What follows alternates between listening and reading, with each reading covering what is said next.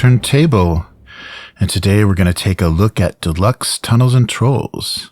It is the 50th anniversary of this game, so there is a lot to look forward to this year on the channel. We've currently got a campaign going, and thought it would be a good time to take a look at the actual rule book.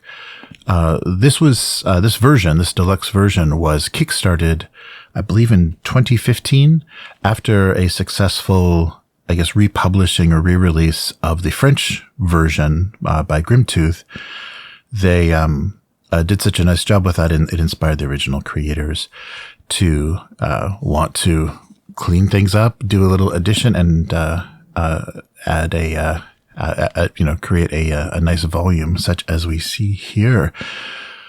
So this is, I guess, officially the 9th edition of the rules, but there's not a lot of changes. The backward compatibility is very high with this game.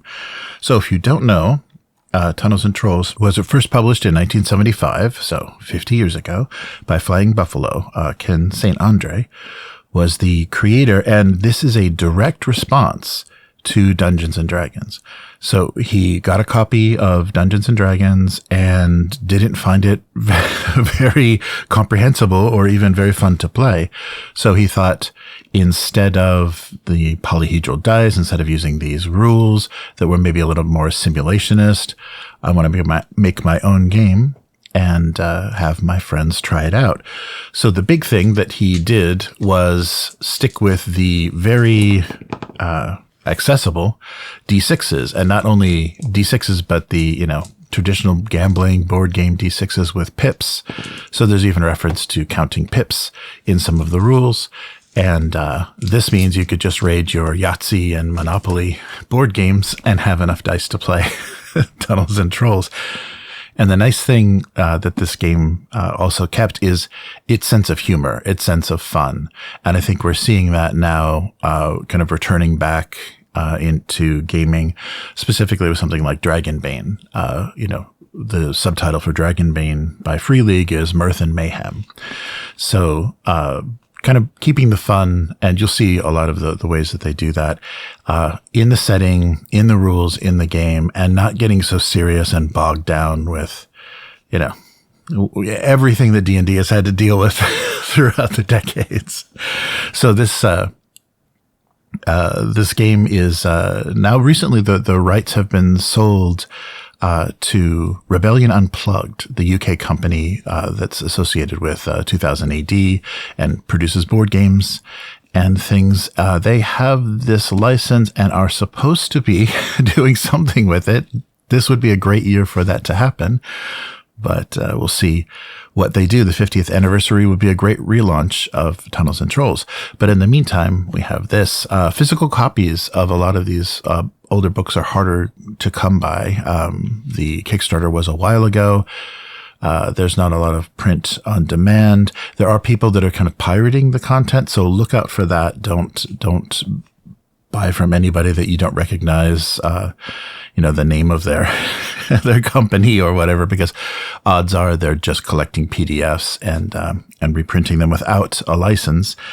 And so hopefully we'll see some new Tunnels and Trolls content in the near future. But in the meantime, let's take a look at this volume. So as I said, a nice hefty tome, almost 400 pages. And of course, a new piece of art at the time, a new piece of art by Liz Danforth on the cover and on the back as well. So, and I've tried to follow this QR code, so it's dead as of this recording. So unfortunately, we, I guess because the websites and things are in transition, but, there's a lot more to find online. So Deluxe Tunnels and Trolls, it's back and better than ever. So first created in 1975, at the dawn of role-playing games, the original Tunnels and Trolls gave players simple and easy rules to become heroes of the imagination. Players created characters to go forth, fighting monsters, pursuing quests, and exploring the unknown. This new deluxe edition offers all of this within a greatly expanded menu of options for character types, kindreds, special talents, and abilities, new twists to magic and spellcasting, and more varieties of combat while maintaining the familiar, essential qualities of the early game and the best features of all previous editions. So Ken St. Andre, Liz Danforth, James Bear Peters collaborated to re-examine every element of the game before rewriting this edition from top to bottom. The rules are complete with everything you need to play as a hero or a game master. As always, Deluxe Tunnels and Trolls calls on your imagination. Create your own adventures or explore Troll World itself. Never before described in such detail, Troll World is the lifelong creation of Ken St. Andre. Parts of which were explored by the game's earliest players, including collaborators Danforth and Peters, who are sharing their own localities for the first time as well. So this amazingly illustrated book brings back old and little-seen classic artwork from the game's early days and all new artwork, maps, and graphics done especially for this edition by both Liz Danforth and Stephen S. Crumpton. So this is truly the ultimate edition of Tunnels and Trolls. So hopefully we will just get this reprinted for the anniversary. That's the first thing that Rebellion should think about. All right, so let's take a look inside. So right away, the end papers give us the world map. So here is Troll World. And like I was saying, the sense of humor is immediately evident. The continents have the shapes of heads of unicorns and eagles and dragons. And so this is locations that have all been fleshed out and now together included as the setting in this edition. So here we go. Deluxe Tunnels and Trolls, a nice Danforth art. Fantasy role-playing game by Ken St. Andre, Liz Danforth, and James Bear Peters. So illustrations by Rob Carver, Steve Crompton, Liz Danforth, Stephen Peregrine, and additional materials by Bear Peters and Brian Penn. Published by Flying Buffalo. So here's the credits on the inside. Yeah, so this, was printed 2015. Yeah, so this is the first printing from their this release. And nice, and printed in the U.S. Oh, wonderful. That's a nice thing for them to do. Let's take a look at the table of contents. So the basic or core game, what you need to play. So they'll go through character creation. So you have character types, playable kindreds, and then your details about your characters. And like character progression, which they don't use XP, they use adventure points.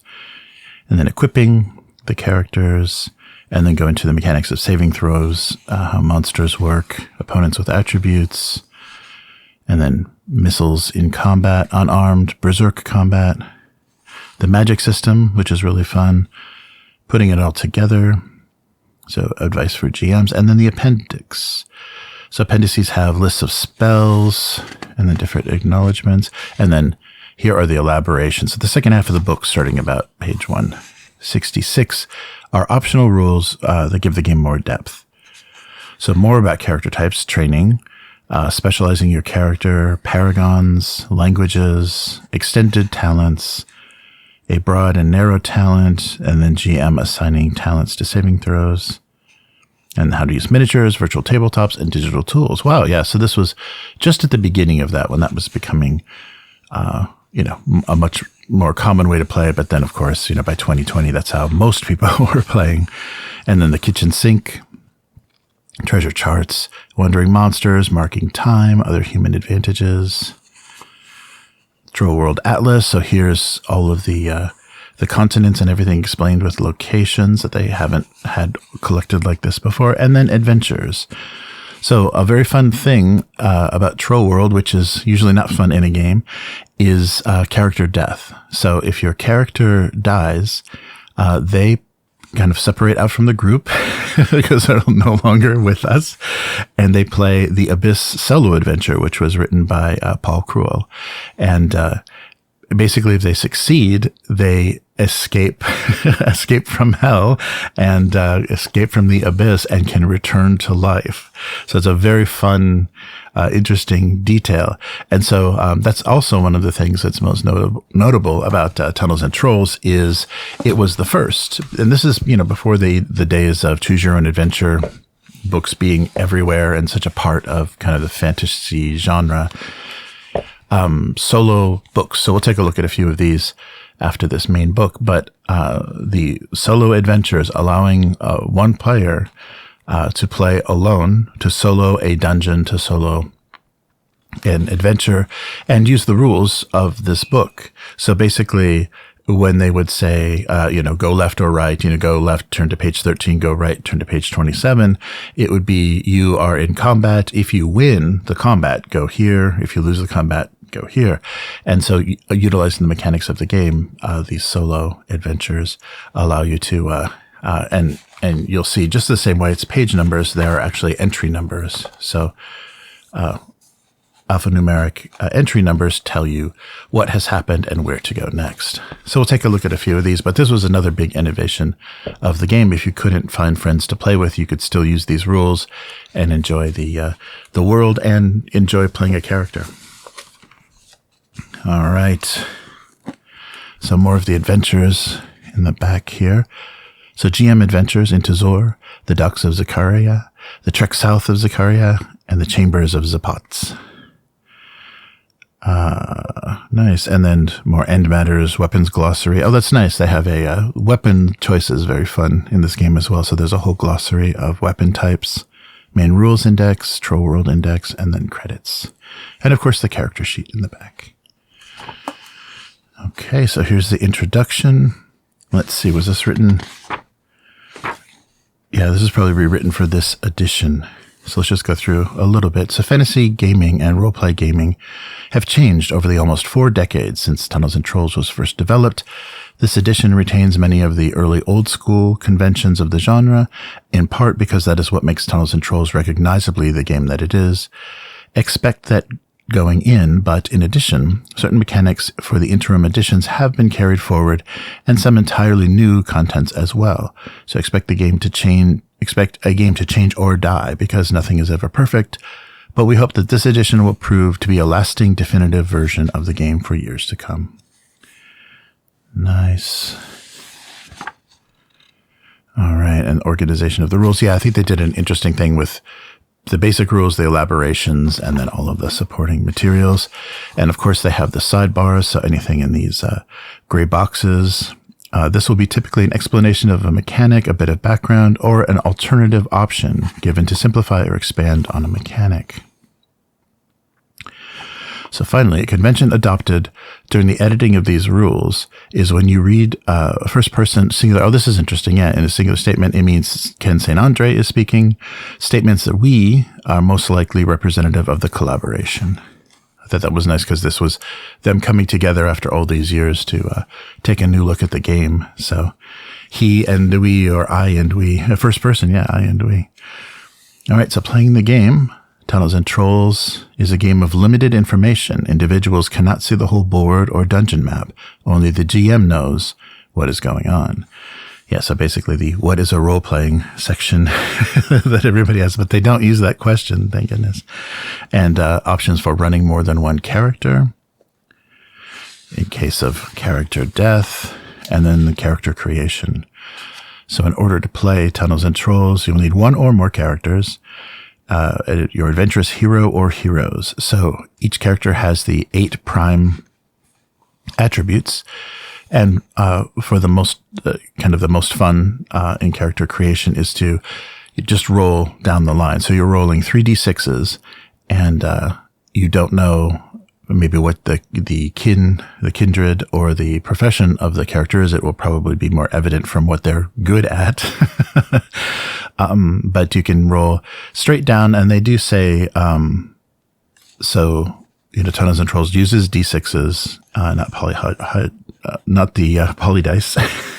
And, so that means statistically things will tend to be more, more in a middle range. So 3 to 18, right? And so 9 to 12 being the average that you will roll most often. And because there's not a lot of information, rolling a character can fit on an index card, because this is basically everything you'll need to know to run with a character. So these prime attributes are rolled.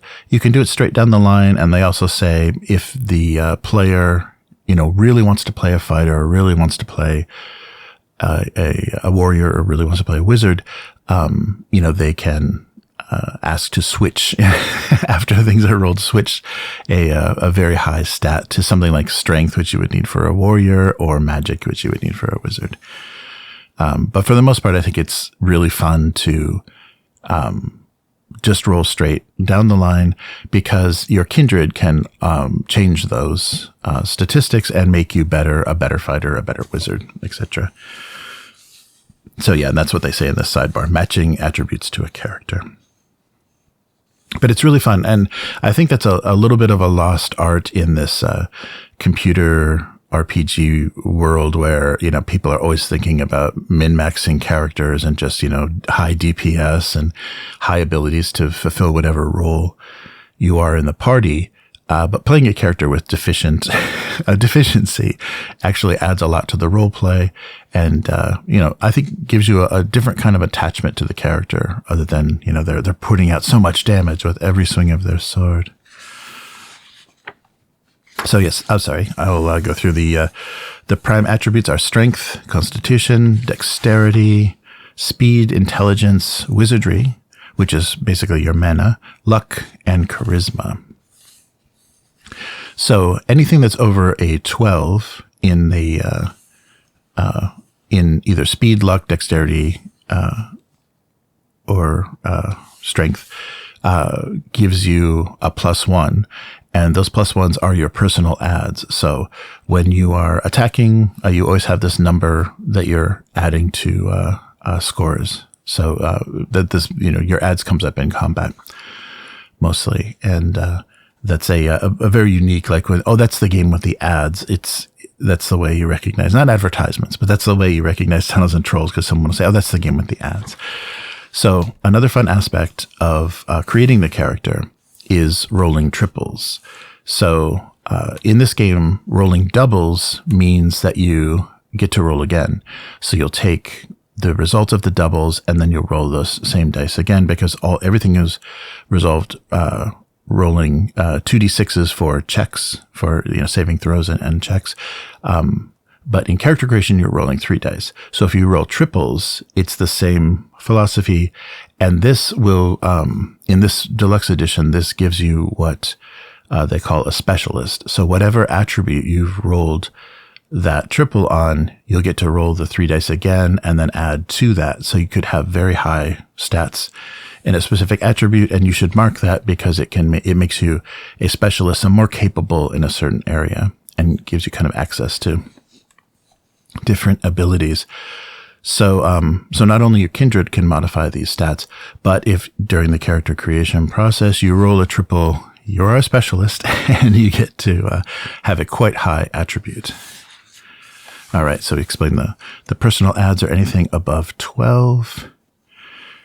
And then, so basically saving throws, when you're asked to roll, a strength check, a luck check. Luck, I think, is probably the most common, or intelligence for kind of what's going on. There are levels of difficulty.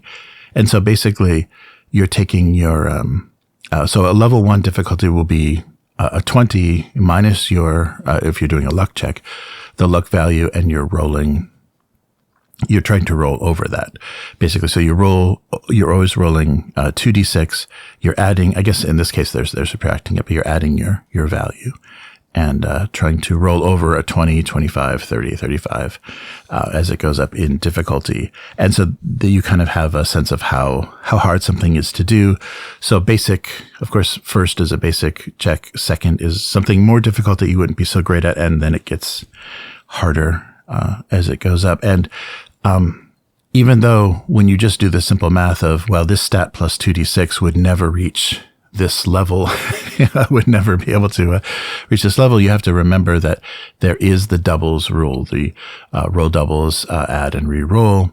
So it is possible, rolling doubles twice, that you could be successful at a very high difficulty. And that's a thing that I think helps with player participation. You're more actively doing things, because even though it's impossible, there is a small chance. And that's always kind of a fun thing. And even when you roll doubles, but still can't quite do it, that's even, that's even more exciting.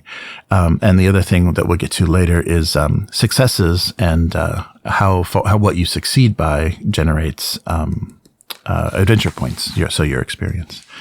So here's the basic character sheet.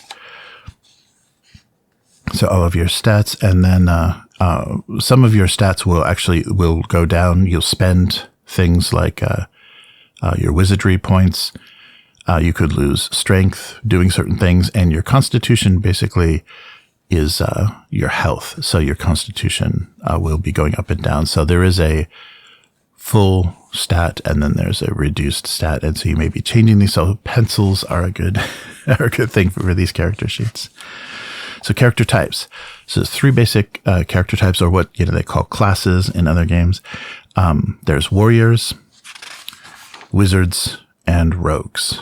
But a little bit different in the thinking between this and other games is based on your character type, you will have some special skills that only that type will give you. So, for example, warriors get weapon bonuses. So for every level, they can roll an additional d6 to their weapon damage. And they also have armor bonuses. So any armor they wear is doubly efficient. You get twice the amount of protection from armor, but it also means that if you're facing a very powerful foe and you're hit very hard, your armor can be damaged. So it's different from other characters. The wizard character type gives you access to magic. So warriors have specifically are magic blind. They have no magical ability. Their wizard stat means nothing. So they can't cast spells in any way, but they do have the martial bonuses. Wizards have access to spell training, and they have magic proficiency. So depending on their level, it reduces the costs of spells. And they also can have a focus, so like a staff or a wand, something that a piece of equipment that they will use to focus their magic, and will also help reduce the cost of spending. And the kind of downside of wizards, of course, is their melee ability. So they can only use 2 die damage weapons. So 2d6 daggers, 2d6 plus something is okay, but staves and daggers and things of 2d6 is their maximum. If they use anything over that, they don't get their personal adds in addition to what they roll normally for their weapons. Now, rogues are not just thieves. They're a kind of a hybrid class. So they have magical capability and martial capability. So they're okay in melee. They're, decent in melee and decent in magic. So the things that rogues have, their specific skill is their magical attunement. So they are able, they do need to use both their intelligence, their IQ, and dex, but they will also be able to spend those wizardry points. Their limitation is that they only have access, I think, at first to one spell. They have like their favorite spell that they can cast. But as they level up, they also get access to more magic, but they don't level the same way a full magic user does. But in the same way, they're flexible, so they have access to any of the weaponry. They're not limited into the weapons they use, so they get their adds for any type of weapon. And, so adaptable. So they get, and they also get an extra talent. That's right. An extra talent when they're being, when you create them, because they're more flexible and more experienced. And so at a certain level, I think it's level 7, rogues can make a decision to go more toward melee or more toward magic. And then from that level on, they will lose any advancement in melee if they choose to be a spellcaster, or they will lose any ability to keep advancing in magic if they choose melee. So whichever way they choose. But everything they've acquired to that point, the spells they can use, the stat bonuses and things, all still stay. So they'll advance in melee if they choose to be warriors, and I think they give those names as well. And then they will So still have a little bit of that proficiency, but you don't dual class where you share points. You basically choose. So you're kind of, I guess, kind of a dual class up to 7. And then after that, you kind of have to choose. And then the specialist is what we talked about when you roll a triple during character creation. So natural triples of at least one prime attribute when creating a character creates a specialist. Yes. So the acronym that they use is TARO. So triples, add, and roll over during character creation. So you mark which stat that is, and then that means they're, kind of naturally gifted, faster, or stronger. And that will come up. There's more explanation later about how that works for advancement. All right, so here's the kindred. So they don't use race; they use kindred for the other types, but they basically say the default setting, most characters or most kindred found in the world would be human. There are expanded, they have, especially in this book, expanded the kindred that you can use in the fantasy world, but they're kind of saying the default of this world and kind of where they are in history. Humans are the dominant kin. But, very soon after Tunnels and Trolls, Ken St. Andre also wrote Monsters, which allows you to play as the monstrous kin in this world, kind of taking the role of goblins and orcs and things. And I couldn't help thinking that when Paizo created Starfinder, and they did that where they made the Alien Archive almost a book where you could select alien races for your characters and, be able to stat them out and give them, their own feats and things. I was convinced that must have been part of the inspiration, because once they did Monsters, you realize now you have the whole monster manual, basically the whole bestiary to choose your characters from. So that is fun and adds some variety. But as you'll see as we go through this, there's some kin that they just don't get much of an advantage in life. Everything is, and you can understand why in some ways, but it's kind of funny. There's some big disadvantages. Okay. So you have your prime attributes that you rolled on your 3d6s and adding, for triples. And, let's see, so the good kindreds, they call them, are kind of your basic fantasy races. So humans. And the special thing about humans is you don't get any modifications to your attributes, but you do get to re-roll checks. So any failed check gets a re-roll, because humans are very flexible and sturdy and well broadly experienced. So that's the advantage. The why you would choose, and especially if you rolled well with your 3d6s, why not? Why not go for human and get that reroll on your checks? And then dwarves come in 2 types in this world. So there are the Gristlegrim, kind of the original dwarves to that world, and then the Midgardian ones that were brought over from the more Scandinavian origin of dwarves. And they have a little bit different in how they break down. So as you can see on the stat line, these are the modifications.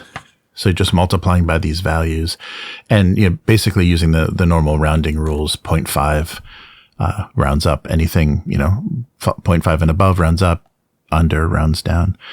So halves, having rounding rules. So dwarves, Gristlegrim, get, both their strength, constitution doubled. Dexterity remains the same. Luck is 75%. Everything else is the same. Height is 2/3 or taken down 60%, 67%. And then the same with the other variety, except they don't lose any luck, but they do lose charisma. They're at only 3/4 charisma and 80% weight. So aside from the changes to their stats, dwarves don't have any other special abilities, but they do say that they can be capable magicians. But of course, because of the strength and constitution benefit, they're led more towards warriors. And elves are a little bit the opposite of that. So in Tunnels and Trolls, we have tall elves. because they get a 10% boost in height. And if you roll on the elf height table, so these aren't short elves of other systems and other settings. These are the tall, elegant elves, and they also get a 50% charisma bonus as well. So they're beautiful and tall. And as you can see, so you lose some constitution, which is your health, but you do gain in both intelligence and wizardry. As well as charisma, so that makes you a good candidate for a wizard. And then typically elves, I don't think there's no other special ability. They're just describing the looks of elves. Oh, but yeah, that's right. The other characteristic, though, in this setting is elves do never stop growing. So if you're a very old elf, your nose and ears, fingers and toes may be quite long and large because you have lived a very, very long time. So that may be the reason for the pointed ears, is because they need some way to keep growing. So there's also fairies as a basic good kindred. Of course, they lose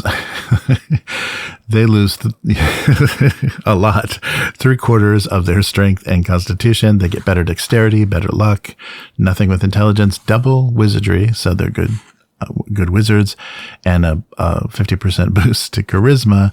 But it's a little funny the way that they have the ability to fly. And they're saying basically in the setting that they're embarrassed to not be flying. So you would probably not catch them walking on the ground because that is kind of shameful for their kin. But they, because of this limited strength, they have a very limited carrying capability. So they can't fly if they're over encumbered. So it's a very tricky balance to get their carrying capacity. Yeah. So, basically any fairy attempting to fly with more than half its basic carrying capacity is too overburdened to get off the ground. So they're not going to be carrying a lot of treasure. They're not going to make off with large weapons or anything and still be airborne. So hobs are the legally safe name for hobbits and halflings in this setting.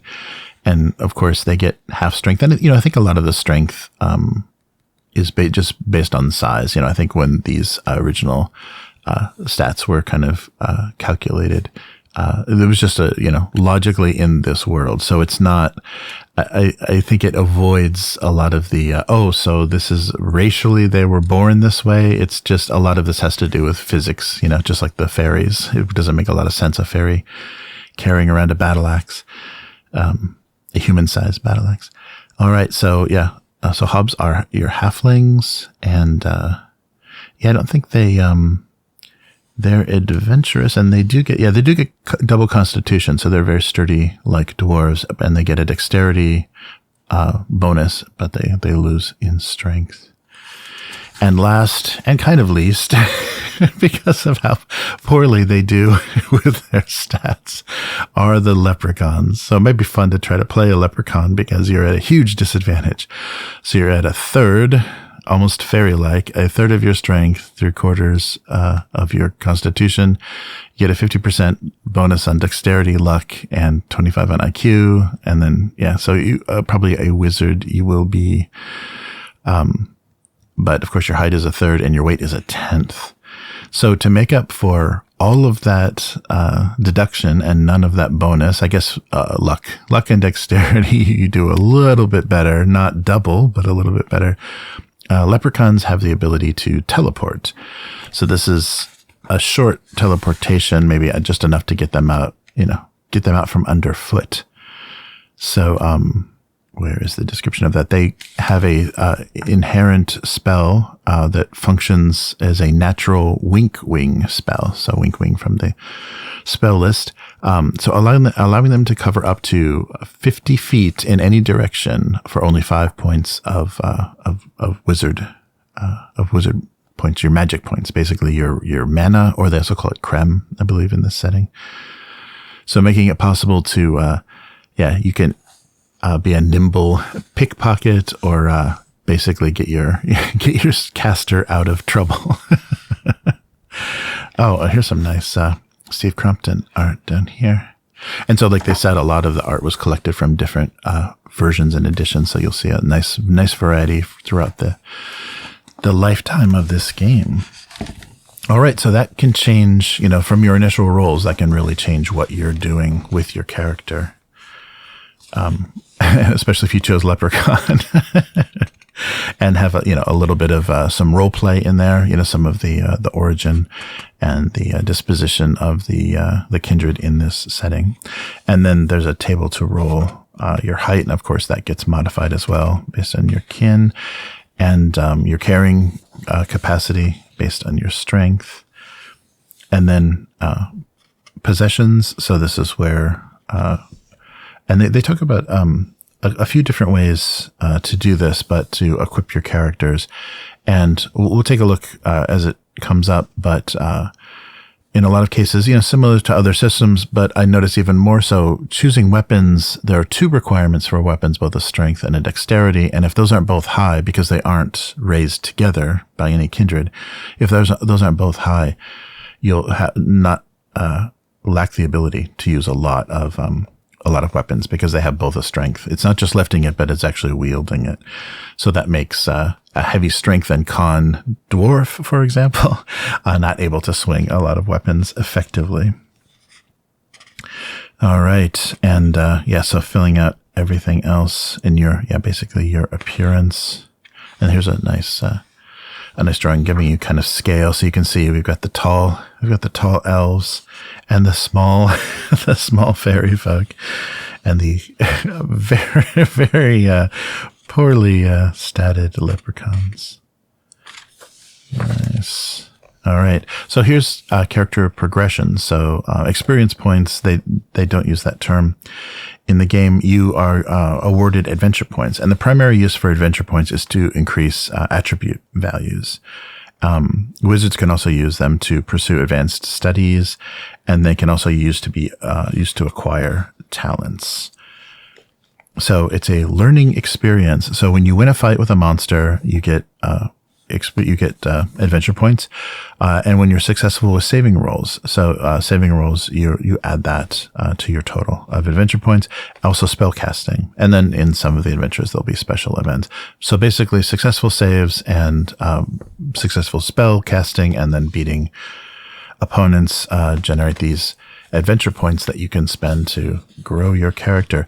And the interesting thing about levels in Tunnels and Trolls is that it's based on your attributes. So if your kindred gave you, if you rolled well, plus your kindred gave you a very good bonus to an attribute, basically anything in the teens, if all of your attributes are the highest attribute, would still be in the teens, you're a level 1 character. But it's possible to generate from character creation a level 2 character, because 20 is attainable if you're getting having a stat doubled, right? So, if you have an attribute that's at least 20, you're a level 2 character. And then it's also even possible, if you've rolled the triples during character creation and got an advantage from your kindred, to start from character creation as a level 3. And that'll be important for things like wizards have access to better spells. Rogues would even have, access to different, maybe a different spell list. And then also the bonus for the warrior goes much higher. And so, that's explained in character level here. So your level is just based on your highest stat.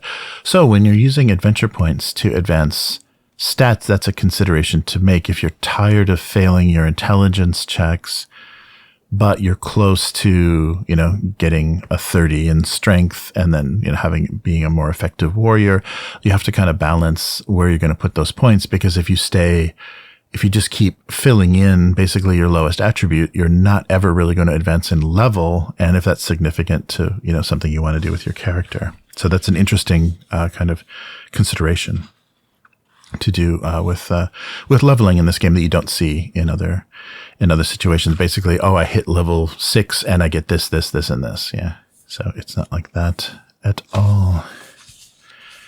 So equipping your character. So they talk about a few methods, a basic method, a poor boy method experience, but you do get with your, is it with your kindred, with your class? I believe with your class, you get, starting equipment, basically.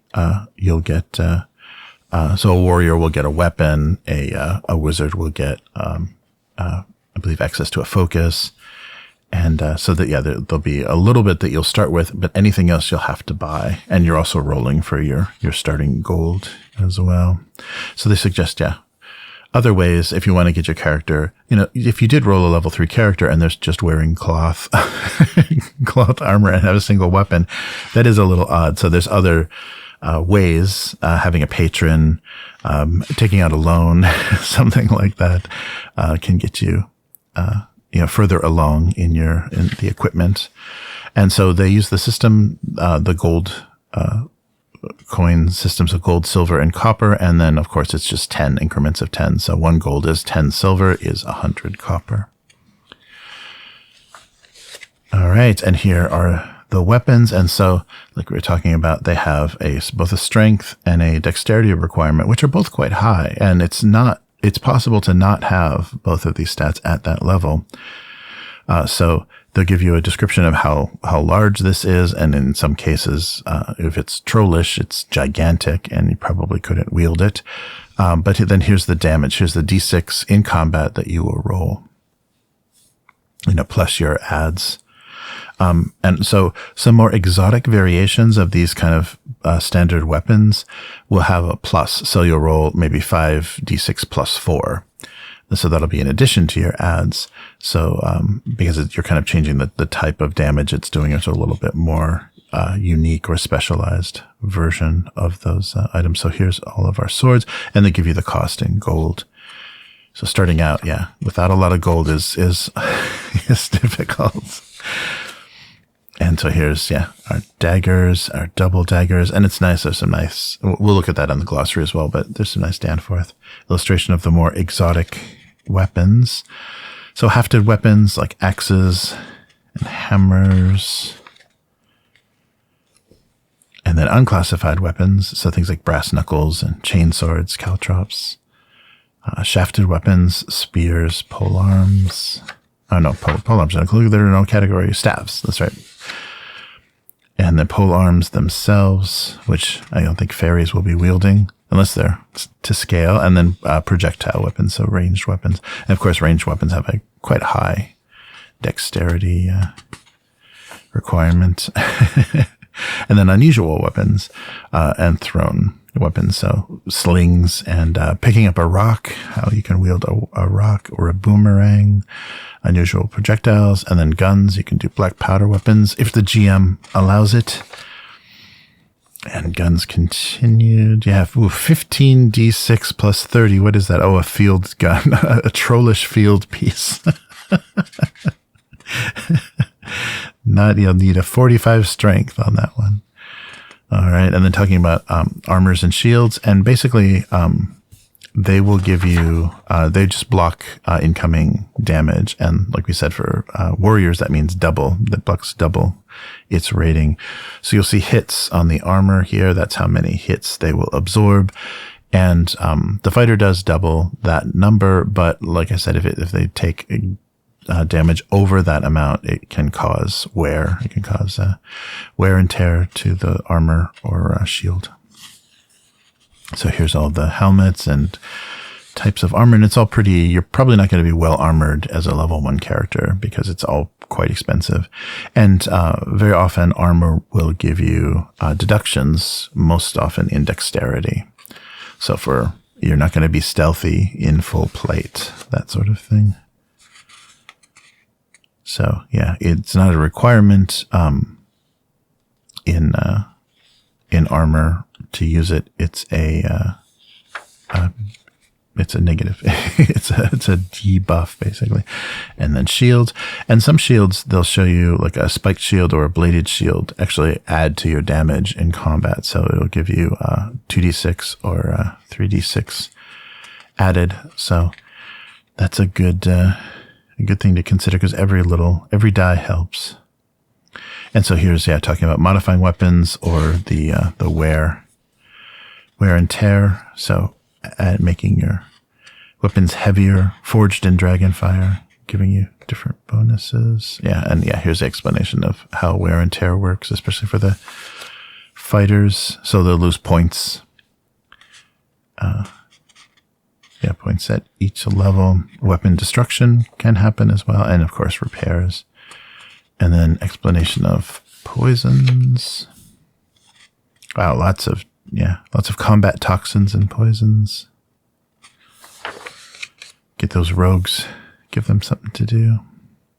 And then antidotes and classifications, and then provisions and other equipment. So here's our basic general supplies and goods, our torches and hemp rope and all that good stuff. And then food, rations and things. And basically it's a little more generic with ammo. You're not counting arrows and bullets. You have reloads. And I don't know if that's a new thing just for Deluxe, but when you after you use it, you roll, and if you fail, I think you're just rolling a d6, kind of more like a supply mechanic. And if you fail, then you have to reload. You have to use one of your reloads to continue using the weapon. So your equipment and backstory, the final things. All right, so here's the explanation, of the mechanics. So level 2 saving rolls, level 1 saving rolls. So we know that 20, 25, it's increments of 5, starting at 20. And then you can also talk about using adventure points for saving rolls. So one of the ways to get adventure points is to be successful, but successful or not, you can multiply the grand total of the number thrown by the level of the saving throw attempted. So the results. Oh yeah, that's how you're calculating the points. So that learning experience. So here again is the difficulty level saving throw chart. So simple talents, the talent bonus. Yeah, so this gives you, if you have a talent and you're trying to do, you're doing an intelligence check on something and it's in an area of your expertise, which would be your talent, you'll get more, you'll get more, you'll get plus a flat bonuses to that roll. So plus 2, 3, depending on what it is. Yeah, so for those inclined to the joy of chaos and randomness, the 1d6 talent boost, at the time is first chosen. Oh, wow. So you can it can have a standard flat, or when you take the talent, you can roll. That could be good or very bad. Yeah, it's a kind of a fun, push your luck kind of mechanic. You get a flat +2, or you can roll a d6, or maybe like a 3, a flat +3, or you can roll a d6 and have the chance of getting a 1 or a 2, but also a 4, 5, or 6. And then special class talents, limitations of talents. They're not always on. Oh, that's good advice. And here's the talent list of everything. Yeah, we just rolled on a table for generation to get kind of random starting abilities. That worked well. And then hostile opposition. So monsters have ratings, and this will mean the number of dice that they're rolling, plus they get monster adds in combat. So let's see, we'll talk about that in combat. Yeah, so but monsters have their own kind of stats. So yeah, they're based on their monster rating. So monster rating, it gives you an idea of how deadly something is, but they're only rolling an extra die for every 10 levels. So level 50 is, basically rolling 5 dice. All right, so combat. So this is a very unique aspect of the game that is very, very different. It moves things along much faster. You don't dread combat like, oh, here we go. Here goes the rest of the session. Combat goes very quickly. It could be very deadly. It can, snowball, and you can end up on the bad end of stuff, and you got to get out of there fast. So basically, in combat, you are just rolling damage against damage. So first, if there's any magic or ranged, those can go first, and those happen first, as opposed to things. I don't think most spells don't have like lengthy casting time. So most, especially combat spells, happen first. So arrows fly and spells go off, and then the melee is resolved. And in a combat round, both sides roll their dice and you compare the number. And so that's the amount of damage that's getting through, that's negated by any armor that you're wearing, but you're doing it as a group. You're basically doing it all together. So however many enemies you're facing versus how many people are involved in the melee, which would not be the ranged or would not be possibly the spellcasters. But then you have to do something with that difference. So the difference, if the player characters win over the monsters, then that reduces the capabilities of the monsters for the next round. And once they're reduced to nothing, they're vanquished. But if you lose, you have incoming damage, anything over your armor. You have to take off of your constitution, and you kind of have to pass that damage around and figure out how you're going to do it. So you're rolling basically your weapon damage with its the number of dice plus any additional number plus your personal adds. And then for warriors plus their level, they get their level dice. Oh, and a newer mechanic that was added that's kind of fun is spite damage. So much of the damage is negated by just rolling higher, or if you're wearing a lot of armor.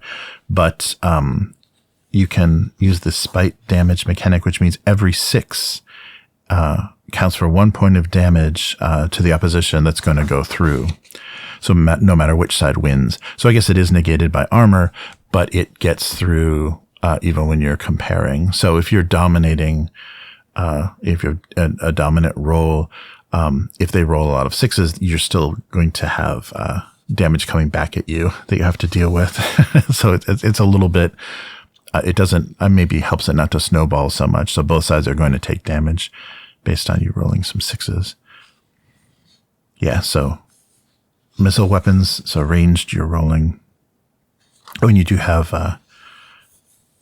range, what's required and what's more effective, and also based on the size of the person. Yeah, so here's a nice chart to kind of show how melee and missiles are working together. So yeah, we haven't played guns, so I don't know. So you get shots per combat round. Yeah, I haven't read much about the gunpowder because we're not playing a black powder campaign, but could be fun. Looks like it can be very overpowered at a certain rate, and eventually some dwarf or gnome is going to come up with it. So there's unarmed combat as well. So you're getting basically your strength multiplier. So instead of a weapon with its damage rating, 1d6 times your strength multiplier for what you're rolling just by kicking and punching into combat. And then there's martial artists and talents. And berserk combat is kind of fun. So warriors can go berserk, and in which case, the fighter gets to roll all multiple numbers on the dice over until no multiples remain. So your total you just get kind of exploding dice, rerolls after rerolls after rerolls based on multiples of numbers. So you get so much additional damage, but you do lose strength points. So 1d6 every combat round, your strength will go down. So I think once your strength reaches 0, you're too weak to do anything. So you have to be careful, and you get 1 strength point per regular turn. So about 5 combat rounds. Nice. So a player may choose to have a character go berserk if their IQ is 16 or less. That's a funny detail. So you have to be kind of dumb to want to do that. But yeah, you go all savage and do tons of damage, but you're also, risking kind of knocking yourself out. Very nice. So yeah, they give some examples of combat rounds. Nice. Oh, and in memoriam to Mijek, the Mijek character is based on a great gamer. Oh, Michael Jackson, who died suddenly in 2004. Oh, that's sad. That's a nice dedication. And lots of great art. So giving other combat situations, stunning your opponent, using 2 or more weapons simultaneously. So yeah, you can do dual wield. But you have to have the combined strength and dexterity to use the weapons. Oh, interesting. So that'll be it. Something happens later. So evaluating combat. So elements of combat: surprise, magic, missiles, melee begins, then the fight. Yeah. Nice. Yeah. So all the calculations, finalizing your damage. Is it over? The bookkeeping, and then saving rolls. To clarify anything happening in the situation, and then lost attributes. So players do not automatically recover Constitution or their wizardry in the middle of combat. So yeah, that's important to. And here's a nice to-do list for going through combat, kind of step by step, to make sure you don't miss anything that's added or taken away, and then adventure point rewards for winning in combat. And then magic. So here's another big difference, another way that Tunnels and Trolls really differentiates itself. So it's magic. Magic is at the core of fantasy. So whether in fiction or games, so I consider Troll World to be a high magic environment, and certain rules reflect that assumption. Overall, however, the core rules posit that magic is present but not all pervasive, similar to the traditional tropes of the genre. So whether you explicitly play with the troll world as your setting or in a low magic world, you will be able to use this material without too much house rule modification. All right, yeah. So there are certain character types. So warriors that just don't see anything magical. I think they can use magical weapons, but they can't use anything that would require, wizardry points. So the theory and practice. So wizards learn spellcasting in the course of their upbringing, whether at traditional wizard schools or less formally from a mentor. Other spellcasters, such as rogues and specialists, require their knowledge from other sources. So here's your spell levels, the required IQ, and also required dex. So there is there's intelligence requirements, but also dexterity requirements, similar to weapons. So you got to have good dexterity, and I do not. So every spell has a casting cost that measures the energy required, and like we talked about, that can be lowered by a focus or your level. So the cost is listed in the spell book, and so they call it in the troll world setting, it's called creme or mana. So basically, it's the cost that is drained from your wizard attribute when it's cast. So spellcasters regain lost whiz at the rate of 1 point per 10 minute, right? Per round for about 10 minutes. I'm sorry, regular turn, not round, regular turn. About 10 minutes. So all spells cost a minimum of 1 point. So no matter how high level you are and how low level the spell is, it's always going to at least cost one creme. All right. And spells that include, so the pivotal attributes in conjunction are IQ, wizardry, and charisma, needs to be greater than the magic rating. Oh, I see. Interesting. So they use the caster's normal healthy whiz score and not temporarily depleted value if he or she is casting a lot of spells. Oh, interesting. So if things go down too low, you're not going to be able to do anything. And some spells can be powered up on higher levels. Character considerations. Adventure points for spellcasting. Yeah, so you are awarded points for successful casting, no matter what you call it. Creme is important. However, it also leads to certain complications. Also, in the 7th edition, they don't have spells backfiring anymore. That's a fun mechanic, but I can see how it can it makes sense if you take it out, because if advancing and adventure points are based on successful skill rolls, and you don't want to kill all your wizards so easily, you could kill in your first spell attempt. Yeah, I think there's kind of two camps, ones that like wild magic that blows up in your face, and so but that's the other thing. Because of the way you're rolling your checks with 2d6, but doubles are exploding. Doubles you add and roll again. That means double ones is not a critical failure. That means a roll of 3. So a 2 and a 1 on d6s. That's your critical failure because 2 1s explodes, 2 2s explodes. So 1 and a 2 are critical failure. So previously that would have had tragic results if you rolled a failure, a crit failure, for spell casting, but no longer the case. All right. So types of damage from spells interacting and stacking rules, schools of magic. So clairvoyance, combat, communication, concealment, confirmation, conjuration, construction, conveyance, cosmic, curative. They all have to begin with a C.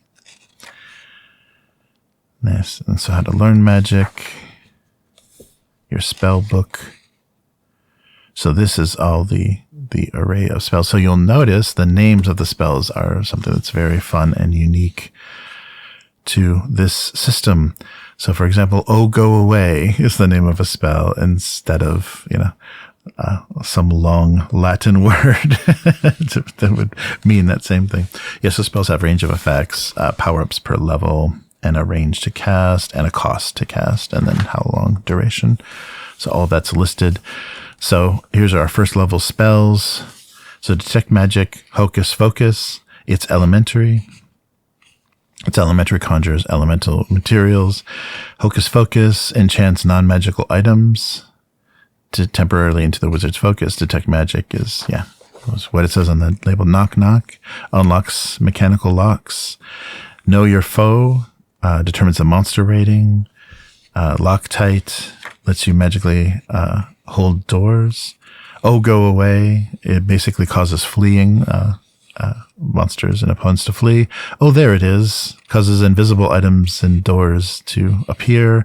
Take that, you fiend. Does magic damage equal to your IQ. Unerring blade enchants your sword or dagger. Will-o-wisp is creates 1 candle power light, blue light that can follow you around. Second level, Alicascram will maybe a stronger "Oh, go away," simultaneously giving a slight boost to your movement. Oh, okay, so it's an increased movement, and no damage is done to foes. Staggers 1 opponent while simultaneously giving a slight bonus to your movement. Nice. Boom Bomb infuses a small rock or pebble with energy, does 10 damage. Cat's Eye gives you night vision. Creme de la Creme gives you a temporary transfer of whiz to another person. Oh, nice. You get your rogue to cast something. Curse You reduces an attribute or monster rating of the target. Dingling enchants a doorway. Anything passes through it will make a bell sound. Hidey hole. Everything becomes invisible in radius. Magic Fangs changes a belt or staff to a small poisonous serpent. Omnipotent Eye allows a caster to access nature, also see through level spell or magical effect on an object or being. Easier access to nature. Easier to assess the nature of something. Poor Baby restores constitution. So the healing spell is called Poor Baby. Shake and Break breaks and disarms mechanical devices and traps. Shrug It Off, defense against the next spell. Teacher teaches a spell below the caster's level to another magical capable character, so not a warrior. Vorpal Blade doubles the base damage rolled for a single weapon. Oof. That's going to be good. Beastmaster, dominate a single beast with a monster rating less than the total of your IQ, luck, and charisma. Befuddle, cannot tell friend from foe. Better lucky than good. Your next saving throw, substitute the target's luck. Blasting Powder, so we're already up to level, third level now. Blast of fire damage, blind sight, similar to Cat's Eye. Curses foiled, removes all evil spells, and Dem Bones animates an intact skeleton. Dispel, Duraspell, Fly Me, a flying spell, Freeze Please, Glue You, Hard Stuff, Healing Feeling, Hollow Tree. Also much easier to remember when they're named this way.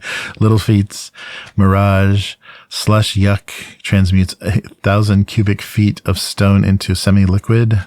Whammy, is it triple your weapon? Oh, geez, triple your weapon score or damage. Dastardly Distraction, Double, Dum Dum. If it reduces the target's IQ to 3, so that's how you'll win a wizard war. Fire at Will, Healthy Glow, Protective Pentagram, Rockabye, Shield Me, Shield You, Smog, Spirit Mastery, Too Bad Toxin, Tough It Out, Tree Fiend. Ooh, you animate a tree. Upsy Daisy, Levitate and Move. Wink Wing. Yeah, so this is the Leprechaun spell. Ooh, the cost for wizards is 11 though. So I guess if you really like the idea of teleporting a leprechaun, might be good. Breaker. Targets, becomes brittle as glass, and you target a weapon or armor. Dryad allows willing to target physically merge with a tree. Wow. ESP, Got Your Back, Mind Pox, Second Sight, Stone Fist, Storm Force 5, summons a localized storm, 25 miles per hour, and does 1d6 per target spell level. Sucks to Be You, curses you. So it switches the target's luck with their lowest attribute. Unlucky Bees surrenders the victim with a whirlwind of bees. Zingum, Divine Disapproval, Mythic Visions, Portavision, Temper, Wall of Fire, Wall of Ice, the Wall spells at 6th level. Wall of Iron, Wall of Stone, Wall of Thorns. Whoa, 7th, we're up to Energizer, Imp Whistle, Invisible Wall, Zap Armor, Zappa Thingum. So empowers the person with triple damage. Woof. Full set of armor gets triple protection. Metamorph Me, can transform the caster into shape-shifting. Rock to Walk, Zombie Zonk, animates one corpse into a zombie. Death spell number 9, makes a level 9 saving roll on luck. If it fails, then they collapse into unconsciousness. Oh, using the normal dying rules. Wow. Insta-kill. Metamorph the Pygmalion.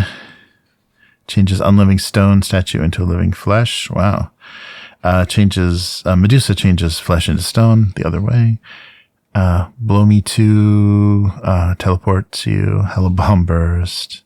Explosion damage. Smaller is smarter. Shrink spell. And Wizard Speech. The target spell can understand all languages. Wow. 11.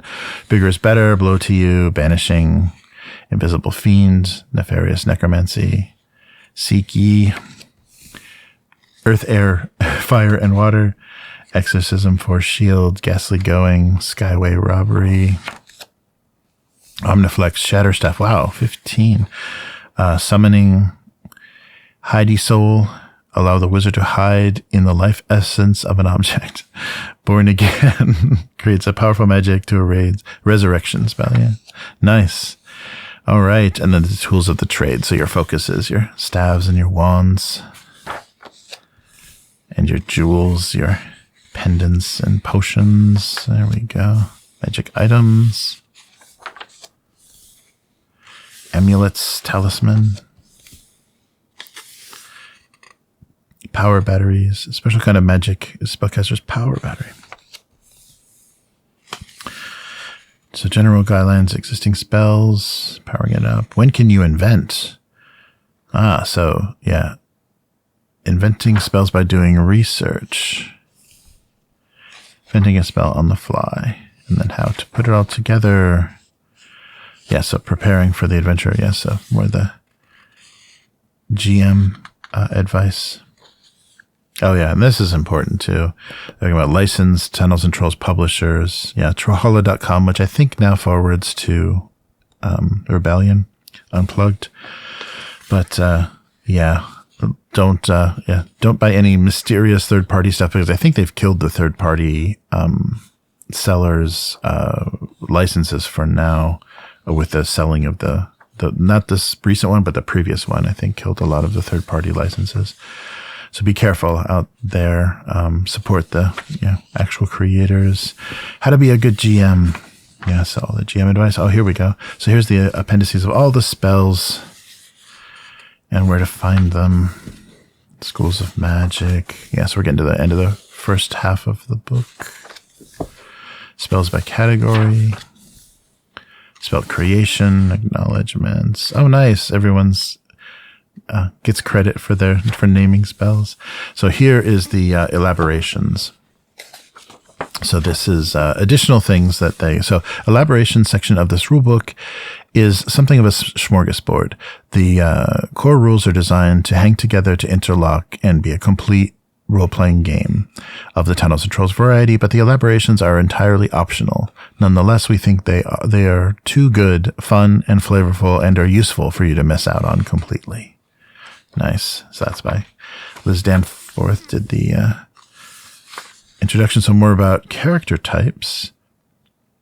So human is not homogeneous, but the basic form of human culture defines the training of human children receive. Oh, interesting. So kind of talking a little bit more about types of characters in the world, how training works. So warriors can get a weapon of choice and get a bonus if from their chosen weapon. Kindred exclusivity for wizards. Interesting. Yeah. So elf magic, fairy magic, dwarf magic. So they go through the list and say these can actually be specific to a certain kindred. Rogues, their magical aptitude, specializing the specialists. So here's so if you're a specialist in strength, this might be, what you're good at or what you get, a sensitivity. So you can be a strong one in strength, a sensitive in constitution. Dexterity can be a ranger, speed, a martial artist, intelligence, a mastermind, wizardry, a specialist mage, luck, a gambler, and charisma, a leader.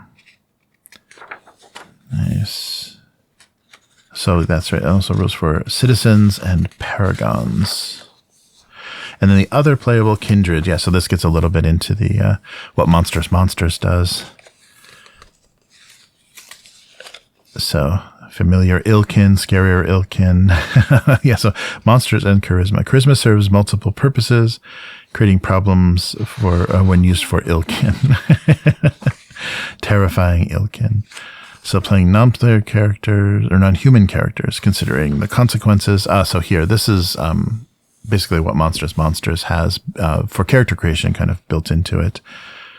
So here's our kind ones, the ones we've already known, and then they added centaur, duck, gnome, goblin, gremlin, half elves, and dwelfs. Oh, I love that. A dwarf and an elf make a dwelf. Hobgoblin, kobold, selkie, pixie, redcap. What is it? Redcap. A living skeleton. Is that a human mushroom? Uruk, their version of orcs, vampire, verte, and werekin or werewolves. And so here's your bonuses are interesting. And revealed charisma is 1/5. Interesting. Yeah, so there's a little bit of notes or special consideration, but basically this is how to modify your prime attributes and more. Harpies, ogres, they're hogors, corruptora, lizard people, merfolk, minotaurs, palaki, ratlings, trolls of all kinds, demons, dragons, garth, ghouls, giants, man-apes, naga, Rolon, and rock trolls, mountain trolls, and other trolls. Yeah, so monsters accrediting here. So that's, provided the stats for the ill-kin, not the good kin. Nice. So, special considerations. Oh, so here's a description of all of their ill-kin types. Nice. I like dwelfs. Half-blood dwarfs are dwelfs. All right. A flesh troll. Oh, here's a gargoyle. Is a gargoyle. Kobolds. And let me in. Nagas, lizard people. See if there's anything that I didn't recognize. Pulkani are the... Oh, what are they? Dog tars, basically. So half human, half dog, or half scallions. Oh, red caps. Here we go. Ordinary hobs and leprechauns have a good reputation, but monsters type is a black-hearted leprechaun is a red cap. Okay, so like a dark leprechaun. That might be fun. All right. Oh yeah, silkies, rhinoceros, merfolk. Here's their depiction of their orcs. Verte are elves that fled their homeland. So kind of the shadowy elves. Their drow are Verte. Nice. And then the languages section. So civilized tongues, the common. And then all the other languages. So learning a language. Here's a D100 chart to roll on. How do you do that with D6s? And then extending talents. Oh yeah, dialects, city dialects. Extending talents, acquiring talents, improving them. Limitations, special cases, and then their listing of more talents again.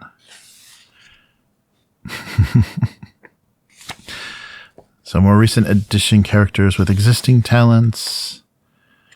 Specialized talents, and then all the accessories. Oh yeah, so here's how to play with using miniatures. If you want to play on a map with miniatures, which I think there was a tin that they produced of one of the versions of Tunnels and Trolls that had counters, I think maybe round counters, and a square graph map sheet.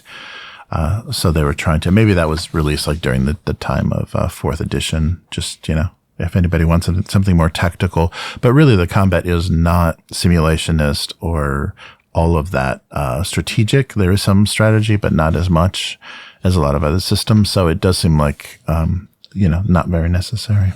But yeah, here's explaining using miniatures, using a VTT. That's great.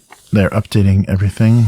And then the kitchen sink. So all of their charts, their types of gems. Nice. The guilds. The other human advantage. Humans are supposed to be the most numerous and successful on the planet, but in earlier versions, they really had nothing going on with them. So the deluxe version gives them the full-blooded advantage of the human spirit, driving gritty determination. Oh, so yeah, they can roll miss. Okay, so that's exclusive to deluxe. So trying to give humans a reason to be human is you get the re-roll on failed saves. Guns in Troll World. So invented by kobolds. Oh, perfected and developed by dwarves for their use in their subterranean wars with the trolls. Guns are not widely available, and they only come about at 1600 AK. So game masters can decide. And plus there's trauma involved. The reality of dice. In the course of the game's development and in light of the ongoing discussions in public forums, Ken and Liz discuss the reality of dice, the nature of statistics, randomness, and the potential problems and a variety of solutions. The debate will never be settled to everyone's satisfaction, but we're sharing a few views. So Ken says, in my view, the game of TNT is about heroes, freaks and monsters. No, so exceptional dice rules are expected. And Liz is saying, while factually true, that ignores statistic reality that with 15 dice or even less, the bell curve goes so narrow that it is nearly a straight line. I see. So once you're rolling these huge numbers of dice, it screws up the probability of the game. Interesting. Steeds and kindreds.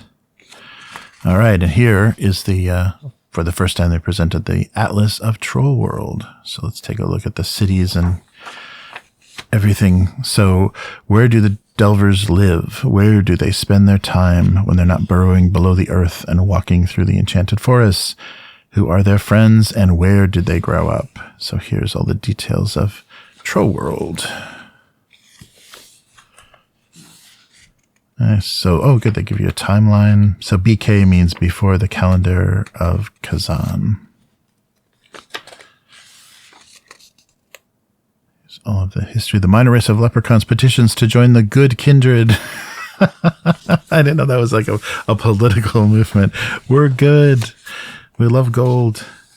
That's good, right? Nice. Oh, and so what is the, I guess it's just the calendar. Yeah, the beginning of their calendar system. So Rolof, the dragon continent. Rolf, I guess. There's a pronunciation for you right there. Rolf. Nice. So all the locations and what's there. Where humans live, where dwarfs live. Zor, the eagle continent. How did they ever get high enough to know what these continents are shaped like? I guess there are levitation spells. And flying creatures. And the mainland, pun intended, the unicorn continent. Nice. Yeah, that keeps it very playful, you know. You don't get too bogged down in, oh, you're just basically you're tilting the map of Europe. Eastern Islands and the Great Oceans. So the claw, a claw-shaped island. Nice. Wow, yeah, they'd go through everything. That's great. And here's Kazan. Very cool. And all the locations. Oh, yeah, there's all the locations. The Undercity. Wow, very cool. And all of those locations. Oh, nice. And a color section. So here's the 5th edition pre-painting cover by Liz Danforth. Probably the cover you recognize from 2005, right? Oh, this is, yeah, 2005. Nice. Or the 78 cover. The deluxe cover. Yes, this is the one on this book. Sorry, these are a little shiny. The Death Goddess, Bjorn the Great. Gavina Whitegull, so notable. So Danforth art in the 3rd dimension. Oh, 3D. Some 3D Liz Danforth art. And here's, yeah, a color version of the end papers on the book. And close-ups. More details. Nice. So the Liz Danforth Solitaire Adventure cover art. Color Kazan's Undercity. Doran. The Favorite Sons, Merrick and Race. Kost, the Queen City. These are great locations. City of Nor. Or Knorr? I don't know. Foran. Gull, the City of Terrors. Wow, lots of inspiration. And this is all be new. It's not going to be stuff that's, you know, been tread before. And here's the adventure. So let's take a look at the, what you never want to have to play, but the solitaire adventure for dead characters. So Abyss is based on Christian mythology, and it owes a large debt to the structure of the ancient Greek world. Treasures are usually found in groups of 7. Evil fortunes occur in patterns of 3. And the foremost quality of the Abyss is its propensity for illusion. The masters Hermes and Hephaestus enjoy deception. Nice. So yeah, your combat adds now give you a dice multiplier. There's a magic matrix, so half damage on some things. In some locations. Yeah, nice. And here's your first steps. So we'll just read the little intro paragraph here. So you stand on the edge of a dirt plain, littered with the signs of battle. Mounds of decaying corpses lie about, surrounded by rusted remains of evil weapons. The tip of the sun starts to slip behind the horizon. The sky is red, orange, and scarlet. Suddenly, a blinding light strikes your face. Nice. So get yourself out of the abyss. Yeah, so in the style of all that kind of alphanumeric passages that you refer to. At the end, yeah, so every player character that dies will try to save themselves. And then here's the other adventure. So these aren't solo adventures. These are, there's Zabar, the fire dwarf. These are adventures for use in the actual game, not a solo adventure. So that was very specific, that solo adventure. Nice. The Cavern of the Mad Dwarf. So there's a lot of adventure content in the back as well. And then the end matter. Oh, this is the nice. Yeah, this is nice. Here's our weapon glossary. So we can see the shapes and size. So, like an ankus, what is that actually shaped like? Or an arbalest, the African throwing knife. So you can actually see some descriptions of things. Yeah, my favorite, I ended up, because of my super low dexterity, I ended up taking something like this. Oh, not like it's not a hammer, but it's actually like a pick. It's a dagger mace. So it's basically a mace, but the head of the mace is a small fist holding a dagger. So I thought that looked very humorous on the character. Yeah, this is great. So descriptions of all the weapon types. Oh yeah, dagger mace. Oh, there you go. You've got a dagger mace like that as well, where the dagger comes out of the end. But I was enjoying the fact that mine was a miniature dwarven gauntlet holding a dagger. This is nice. So descriptions of the more obscure weapons, and the more obscure the weapon, it seems like the more fun the bonus is. It's not just a dagger; it's a dagger mace. Nice. Yeah, you missed all the vital spots. Oh yeah, the classic cartoon from fantasy, definitely from 70s fantasy. All right, and then here's our rules index, and I believe we got a spell index and acknowledgements. Of everybody. So this is all our Kickstarter and acknowledgements for folks. And a little afterward. Oh yeah, and here's all the kinds of things they produced for the campaign. They did some coins and things, as well as I think some of their deluxe versions of their solo adventures, and then some custom dice with the Trollhalla logo. Nice. Goblin Lake t-shirts and things. Wow. Yeah, so this was, 2015, so yeah, already 10 years ago. And then, of course, in the back is the character sheet that we saw in the middle there. Nice. So that is the mighty tome of Deluxe Tunnels and Trolls. So thanks for hanging in there with me. So I'm not sure. You might have to find, used or resellers or, of course, eBay to find a copy of this. I don't think it's in print on demand. I hope that Rebellion gets this or, a version back into print. But before we go, so here's our D6s. Before we go, let's take a look at a few of the solo adventures, which were made famous because you can play them solitaire. So Solitaire adventures. So this was a version, I believe, part of the Kickstarter campaign that updated. This was the original. So the first Solitaire adventure was Buffalo Castle by Rick Loomis. And this was just updated for the deluxe rules, so probably includes the spite damage and some other things in there as well. Just take a quick look. Nice. So yeah, all updated. Yeah, so this is 3rd edition. So original one was 76, and this is from 2013. So when they came up with the rules. So just a quick forward. Buffalo Castle was the first solitaire adventure ever written for the fantasy role-playing game. For a fantasy. Wow. Yeah, that's right. Yes, folks, it was Rick Loomis who took Steve McAllister's idea and ran with it and created the whole solo gaming field with the adventure you have here. All of this happened years before Choose Your Own Adventure books were popularized the idea with the general public. I was there when Steve first tossed off the idea, and I was the second with my own solo adventure. Nice. So Buffalo Castle is the perfect TNT solo, and they've upgraded it for the deluxe rules. Nice. So here's our introduction, and then where you begin. So we'll just flip through. There's all of these illustrations make you worried and wonder what exactly is going to go horribly wrong. A lot of nice Liz Danforth art.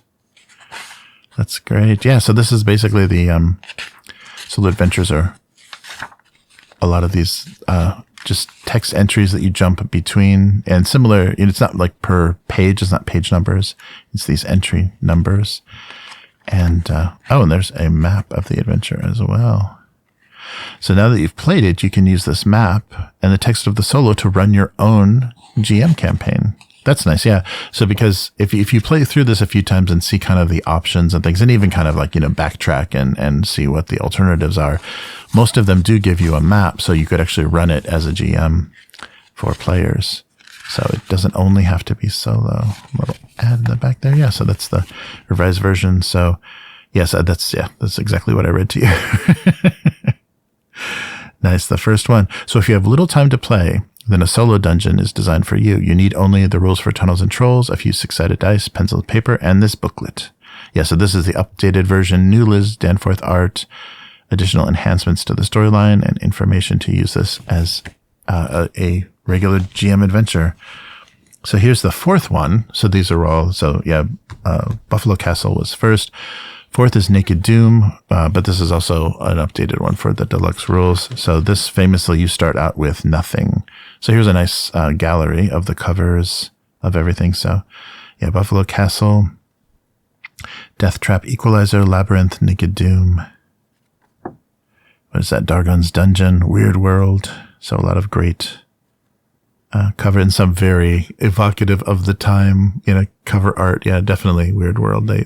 They were wrought in the 70s. that style's unmistakable. Yeah, so this is a deluxe update as well. So setup and how to play. Yeah, so 2017 this got updated. So this is the fourth in a series of programmed adventures from Flying Buffalo. Nice, and that's how equipped you start out. But yeah, so similar in structure, a little bit different font. Nice. To go through and see if the deluxe, if they did the same thing. Yes, they did. So they give you the map at the end. So after you've played through it, you can run. Oh, and some tables for some magic treasure and things as well. So you could actually run it for your group. Nice. Oh no, did Meta Arcade? Oh, that's right. No, they did do a game. And here's more of the solo covers, including the Japanese. Yeah, there was some, I think the French and the Japanese did content for Tunnels and Trolls because it was popular enough in the market. And lastly, here's solo number 8, Beyond the Silvered Pane. So this is, so who was this? Oh, this is Ken St. Andre, did Naked Doom. And then this is James and Stephen Merciniak. And look at that reasonable price. Nice. All right. So I think this is an 80s. This is a 9th printing, 1983. So this is an old version. So this won't be updated with, a lot of the deluxe rules. So let's start with the ground rules. Please read all indicated paragraphs. Tunnels and Trolls rules apply in all situations unless otherwise noted. And use any optional rules. That's up to you. All trips are made alone. No parties of tourists, please. Spellcasters are limited to, there it is, Will-O-Wisp and combat spells. And what you use as a combat spell is up to your discretion.